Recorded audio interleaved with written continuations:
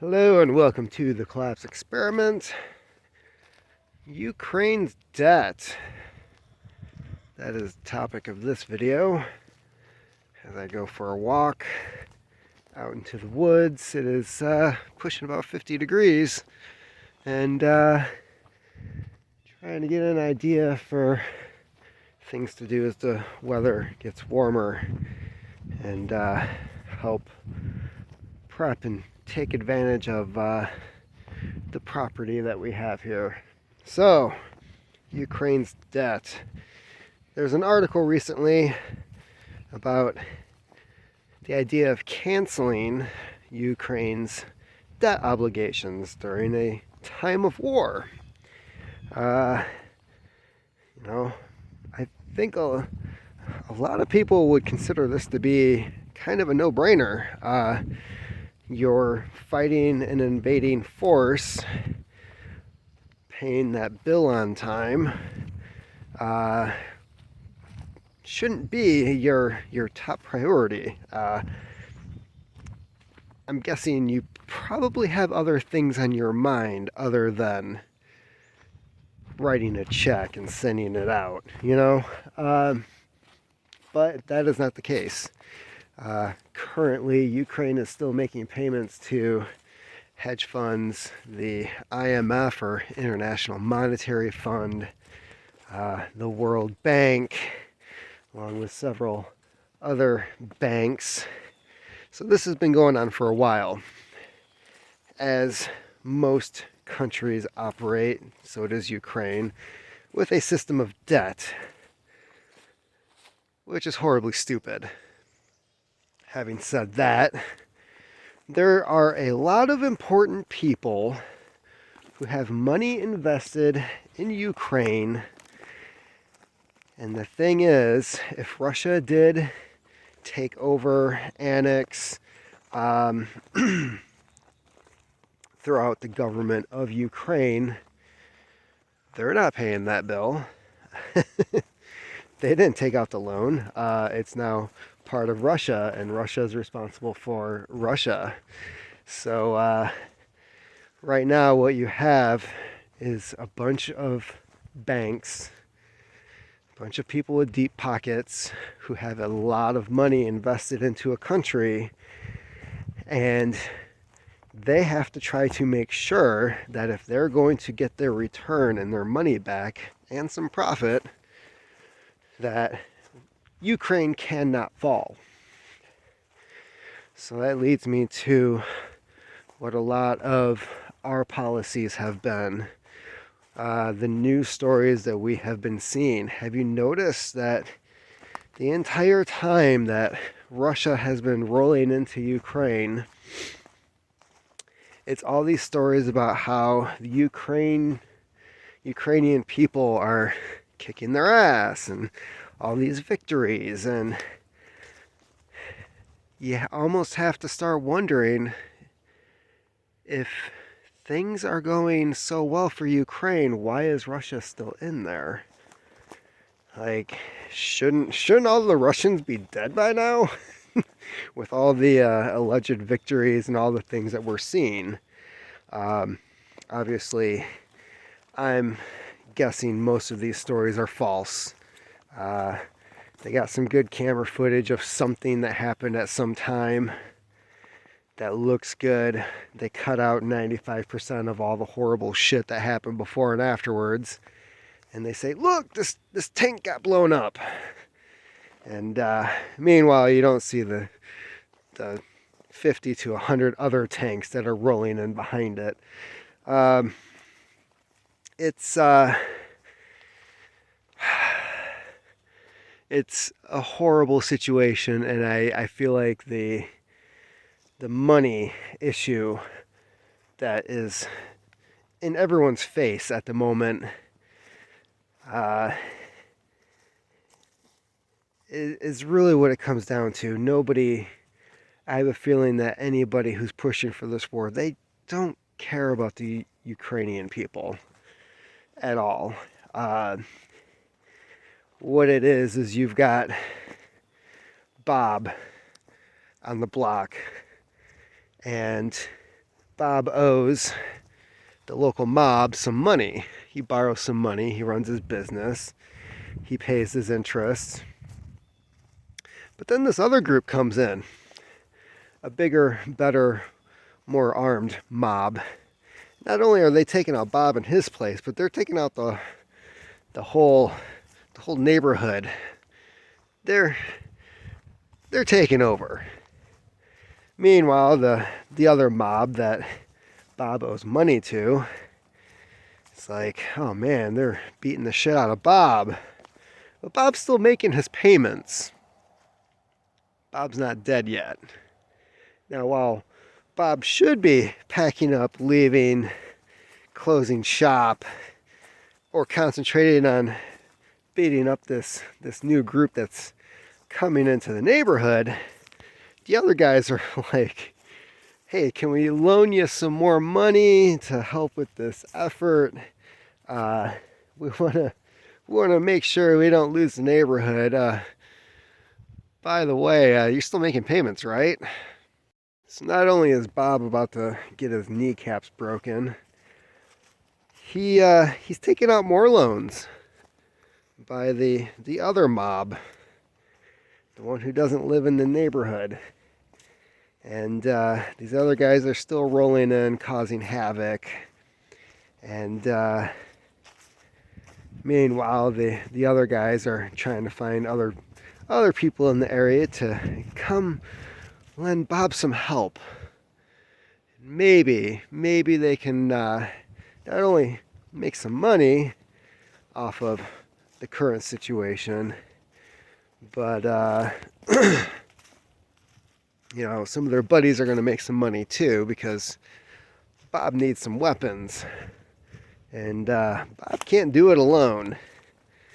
So anyways, what I'm saying here is Ukraine is Bob, and Bob, although he's not all that great of a guy,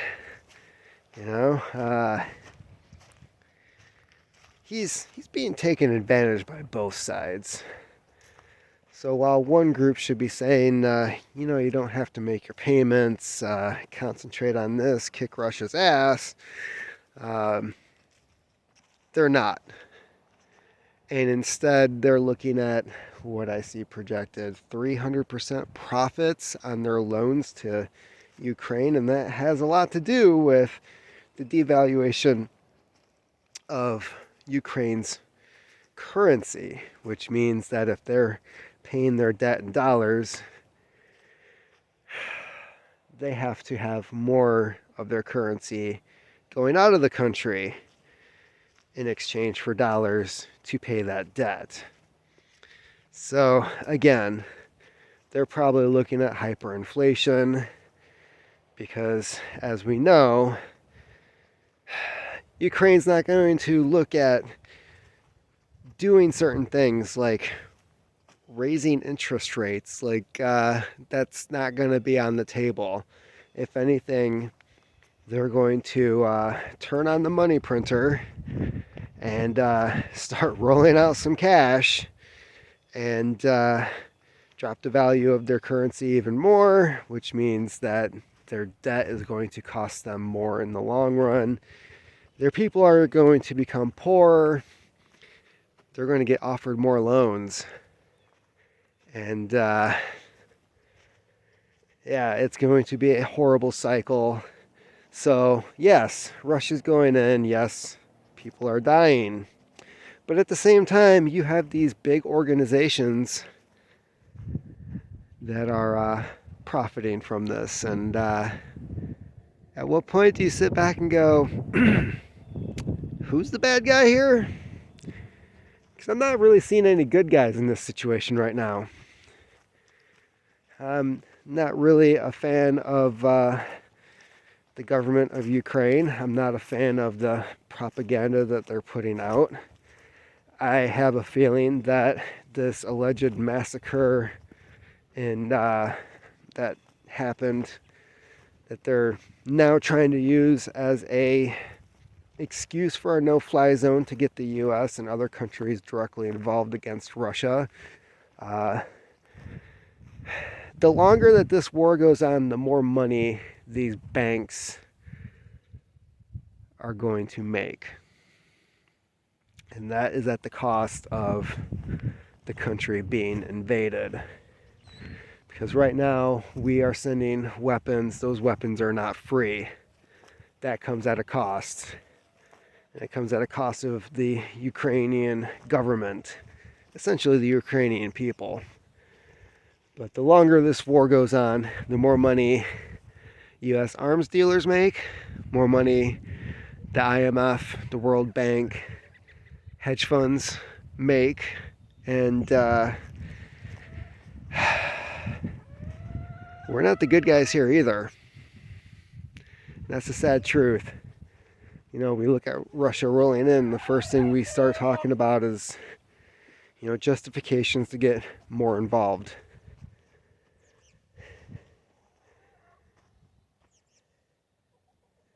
And that's it. That's the sad truth.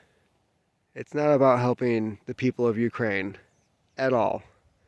It's about lining people's pockets. And isn't that what war is usually about? So, I guess you can go ahead and say what you want about Russia and Putin and the horrible things that are happening over there, but I don't know. The way I'm kind of looking at it now is at least Russia is putting their money where their mouth is. They decided to dive into this endeavor, whether they had justification or not. They're risking their own people's lives going into this country. You know, there's speculation as to how ill-prepared they were in doing this. They, you know, whether they lose one soldier or thousands, it's a loss. And at the same time, our people are sitting back and looking at their bank accounts going, how can I make this bigger? And I don't know. In my head, it's kind of a toss-up as to what is more evil here. Can you even compare the two? Because there's one thing to start a war, right? It's another thing to sit back and say, how can I profit from this situation? Because one activity we've been doing for a long period of time, and it's usually, it boils down to resources or fighting over borders or land mass, the ability to feed one's people, security, and you know, Putin may have his justification for doing what he's doing. I'm not seeing what we're doing as charity. I don't see how having hedge funds going over there and saying, like, we'd like to loan you more money, and by the way, this is the interest rate you're going to have on this loan, and keeping the war going as long as possible in order to get that return.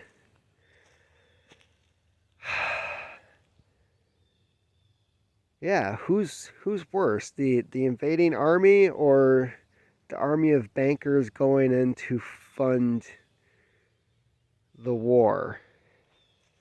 I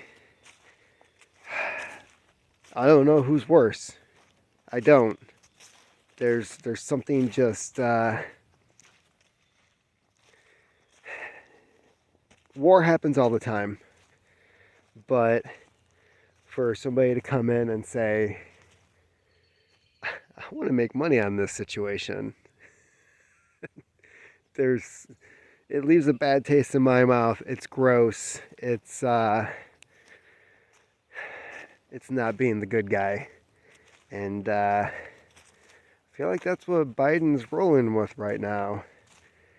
Is because none of the stuff that we're doing hurts Russia.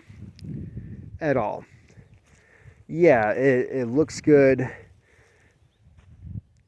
to the international crowd. Oh, sanctions. Yeah, we're going to stop buying this. We're going to stop doing that. Oh, by the way, we're going to make sure that Putin can't pay his bills like like he wants to.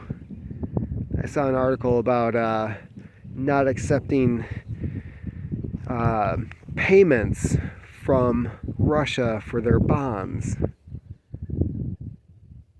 And I'm thinking, does he really want to pay that anyways? And what's the repercussions of not paying? Oh, they lose their what, triple A status for payments, and it's not gonna hurt the ruble. You refusing to take take a payment on a Russian bond is not going to affect Russia. As a matter of fact, it was only what, 2020 Putin outlawed the ownership of any US dollars in Russia. Like, if you lived in Russia, you couldn't, there was no currency exchange in dollars.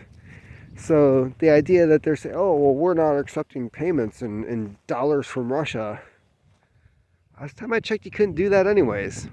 So I'm not sure like what the logic was behind this law. The scary thing is I'm wondering if I'm keeping up more with what's going on in the news than our own federal government, because every once in a while I see them do something and I'm like, that doesn't affect them whatsoever. Like, it was what, 2017, Russia and China agreed to trade and sell oil in their own currencies without using the dollar. That was already a thing. Like, they didn't have to worry about that after our sanctions. So yeah, this whole war thing. You know, the West is trying to profit off of what's happening in Ukraine, and it's gross. It's you know, I have to agree with the article when they're saying that you know, if the West really cared, they would just eliminate Ukraine's debt and let them deal with the war. And instead, they're giving them more debt, uh, taking advantage of their devalued currency, and profiting more off of the situation. There's no good guys here. Keep on typing.